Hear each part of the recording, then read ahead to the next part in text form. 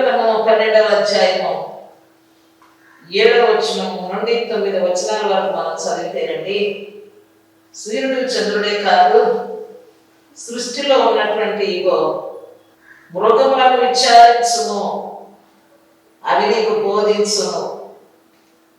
భాష లేని మృగాలు, ఆకాశ పక్షులను విచారించును, అవి నీకు తెలియచేయను.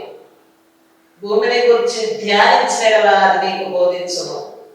సముద్రంలోని చేపలను నీకు దానిని వివరించును. వీటన్నిటిని బట్టి యోచించిన ఎడల యెహోవా హస్తము వీటిని కలుగ చేసేను అని మనము తెలుసుకోవాలేమో.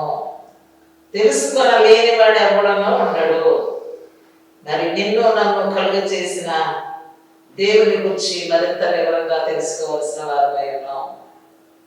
వందనాలండి. చిన్న ప్రార్థన. దయగల తండ్రి, పరిశుద్ధుడా, నా తండ్రి, భూమి మీద ఉన్న సకల జీవరాశులు వాటి వంతు పని అవి చేస్తూ ఉన్నాయి.